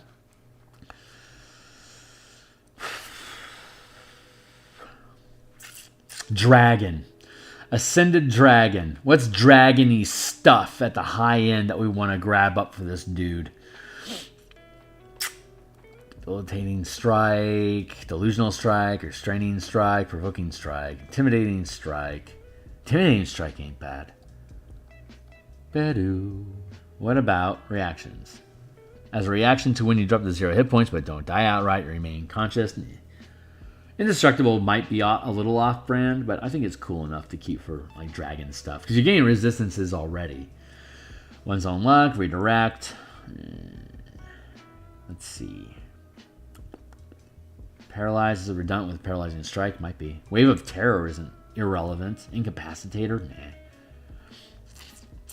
Exploits. Let's go look at our exploits. Unstoppable. Assassination. Unstoppable. When an effect or condition other than incapacitated or death reduces your movement to 0, you can ignore the movement penalty for 1 round during your turn.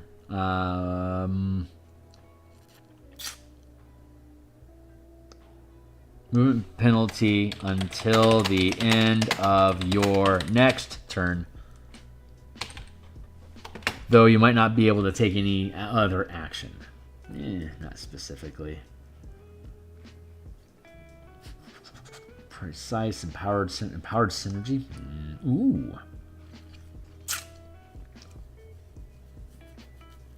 Nah. Damn, I am not... There's not a ton of like magic-y type stuff.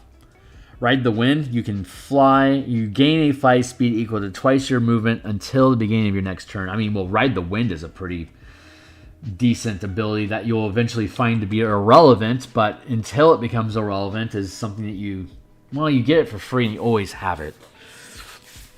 Ooh, this is proving to be a little bit more tricky to stay on a dragon theme. Let's see.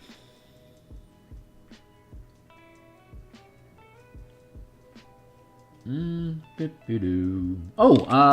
a burst effect. That's an exploit. I think it's a 3 rank exploit. Bursting damage.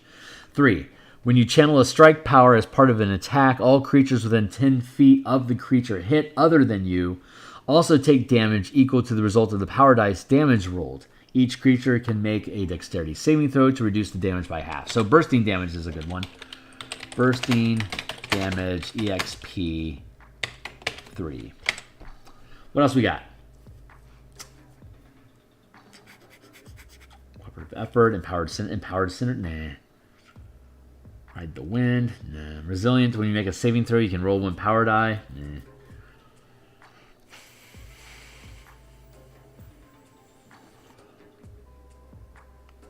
Assassination.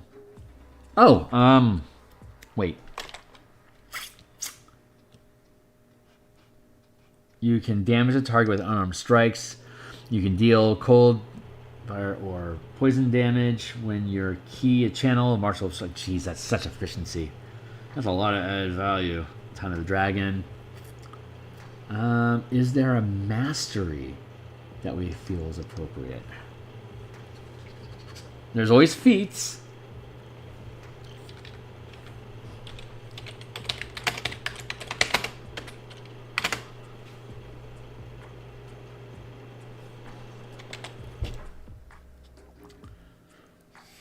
What can we grab? They already have so much efficiency built into them. Curse of the Eyeless. You curse a creature that you can see to reduce the results of all attack rolls by highest die roll. Meh. Curse of the Muddled Mind. You curse a creature that you can see to roll an ability and concentration checks with disadvantage.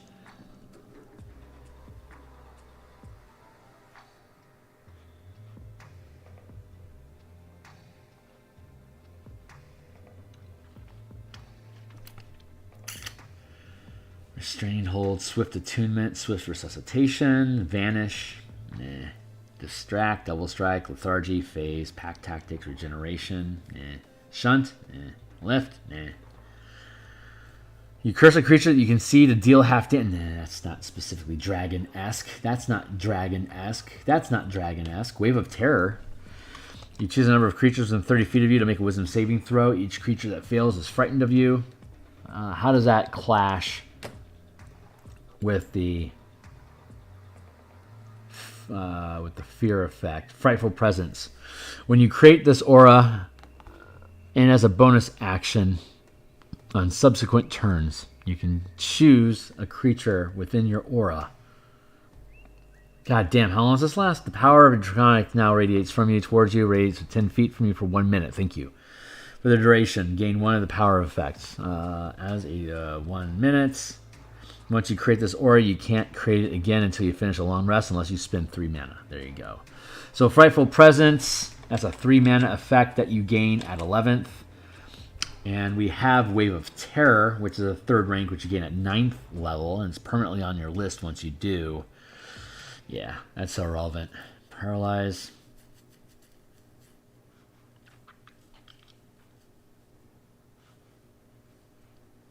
This is a lot trickier than I thought it was going to be. Nice challenge. Empowered Defense as a reaction to when you get hit by an attack. AC, Great Fortitude, Interpose, Iron Will, Opt, Punish, Parry, Countering attack. God, you get a lot of this stuff in there already.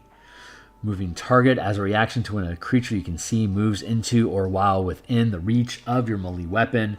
You can make an opportunity attack even if the target is using the disengage action or the movement is forced. God, moving target's good. Like that forced movement thing, that's just fucking awesome. If I don't mind patting myself on the back.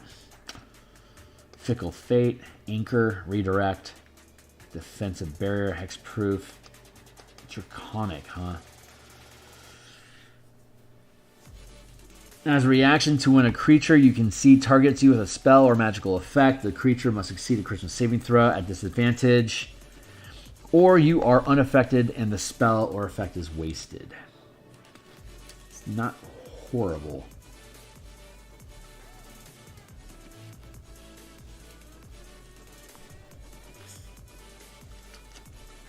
Intimidating Strike.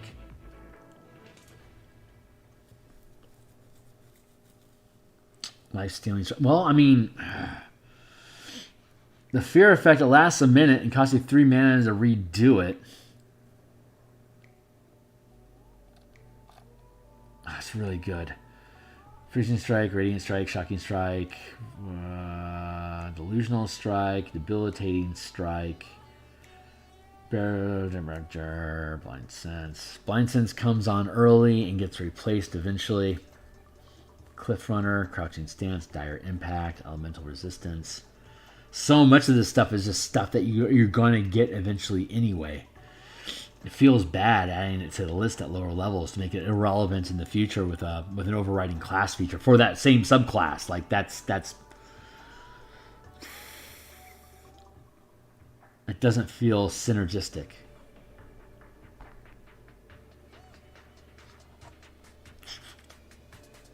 Auto attunement, close quarter combat, Cloud Strider.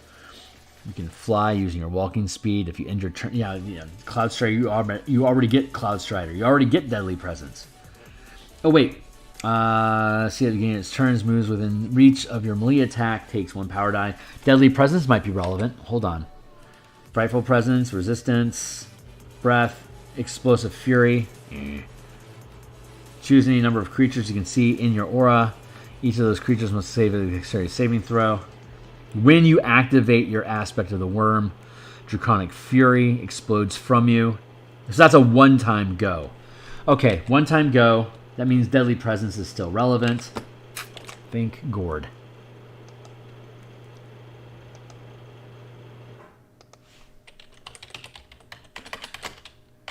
Deadly Presence. What is that? Is that a maneuver?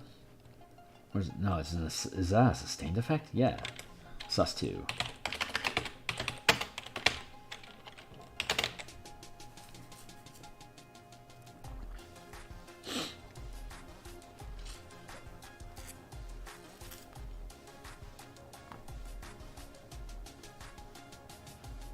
Mind Sense, Opportunist, Quick, Strange with when you sustain this effect, you're immune to poison damage. In addition, as a bonus action, you can make an unarmed strike that deals 1 power die of poison damage and the creature is poisoned. That's not specifically draconic.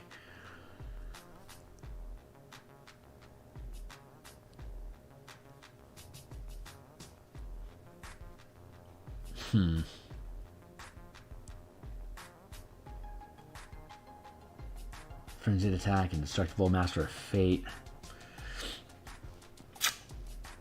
Chain strikes, crossbow, crusher, defense, duelist, dungeon delver, sufficient power, fighting initiate, great weapon master, aspiring leader, keen mind, mobile, linguist, combat, polearm, revenant, savage attacker, sharpshooter, skulker.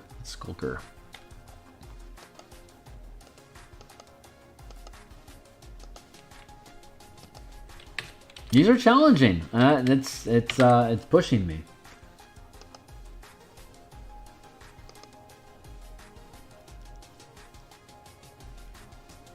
Yeah, Skulker, that's not right at all. Telepathic, telekinetic, tavern brawler, slasher, Skulker, shield master, sentinel.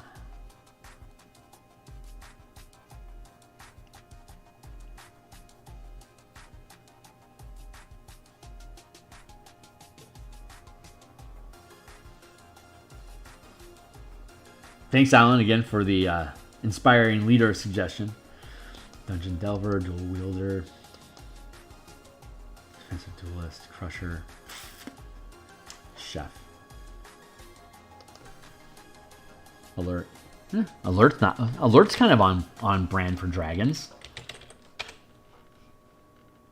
I mean, don't overlook the simple stuff, right?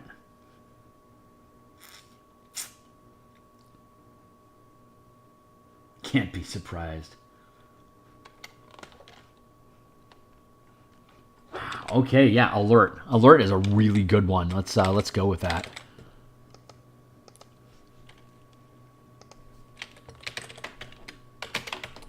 That's super good dragony stuff right there. 1, 2. So I only need 5 more. Jesus Christ.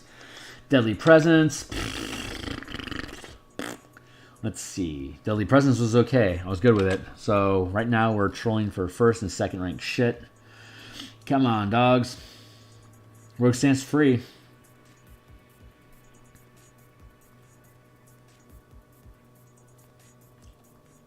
Fast. You already get fast out the wazoo.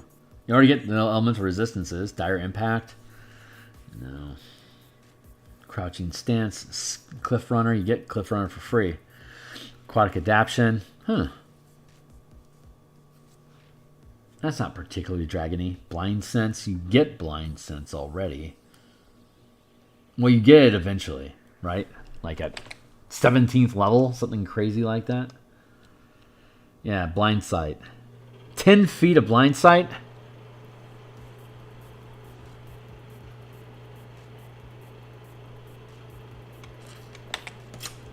Okay, maybe Blind Sense makes sense.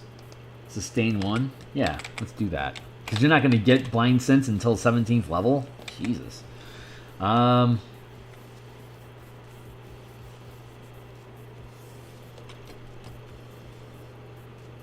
Times your max rank of power. Yeah, this is going to... Okay, great. Let's just take it. Don't need to belabor it too much. This is where I want to be. Here? No. Here. Blind Sense.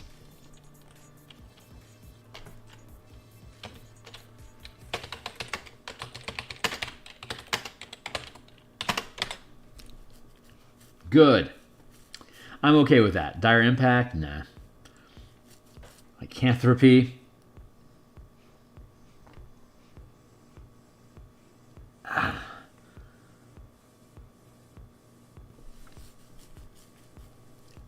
I'm kind of into lycanthropy.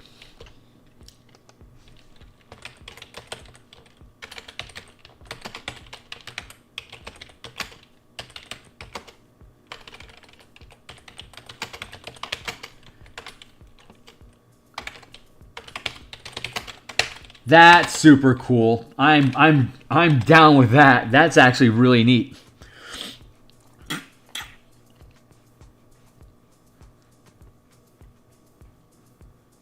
I mean, linguist. It's kind of the natural weapons is kind of a non-bow with the monk. But the feral might's cool. The heightened senses is good. That's very draconic. Into a lycanthrope creature, gaining you can shift form. Lycanthropy, while sustaining this power, you can shift form into a lycanthrope creature. You can shift form, taking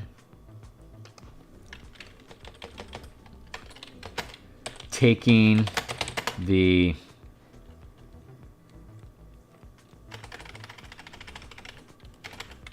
into a lycanthrope creature. Your appearance changes to a visage.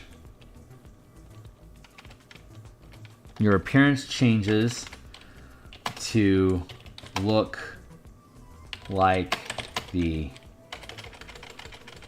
to adopt aspects of your appearance changes to adopt features of a creature of your choice and gain the below benefits.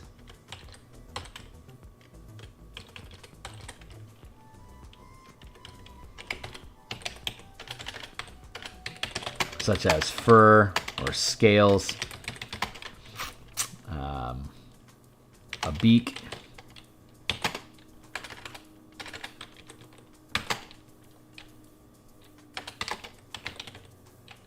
claw,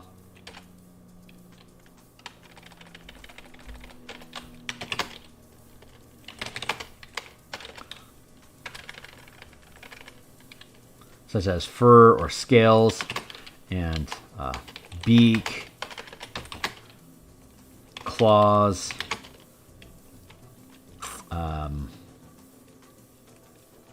fangs, tail, etc. And gain the following benefits. That's vague. I'm sure we can find better language in the future. I'll probably have to just look up like alter self or change self, something like that. But that's the gist of what we're looking for. So 1, 2, 3, 4. And we only need 2 more now. Oh my god, this is starting to collapse very, very quickly. I'm very happy with that.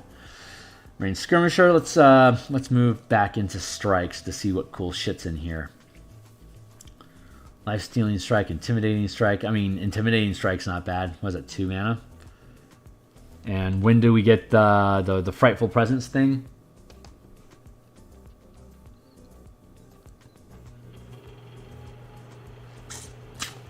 Augment breath. No. Frightful presence. That comes in at 11th.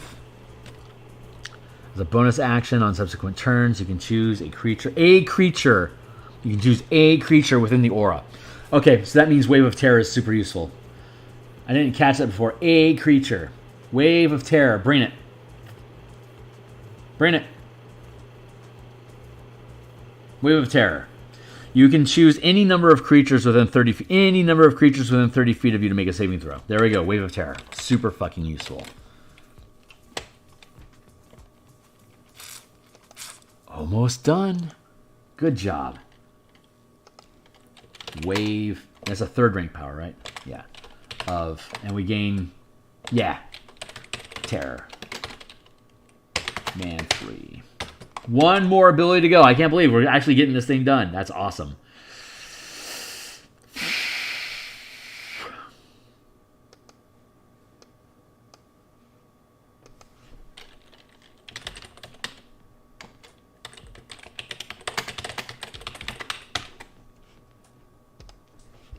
One more thing, guy. We just need one more thing. A strike would be really useful. I think we just need a good strike. What would be a good strike to pick up?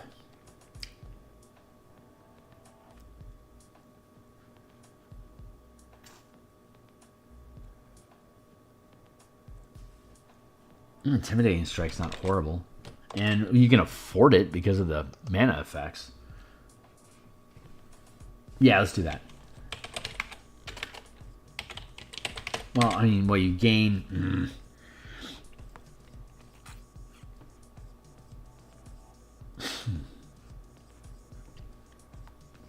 It's not horrible.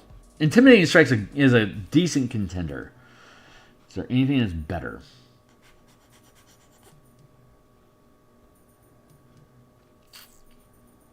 Anything better than Intimidating Strike? I'll take it. I'll take it.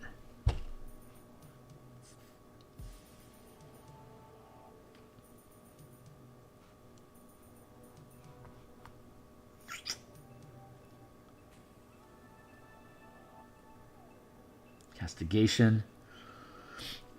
When you channel this power, choose a creature you can see. You always know which direction the chosen creature is while it remains on the same plane of existence as you. In addition, when you make a melee attack against the chosen creature, you deal 1 additional power die of damage. God, that's so cool. Deadly Presence. While this power is sustained, you are not restrained or stunned.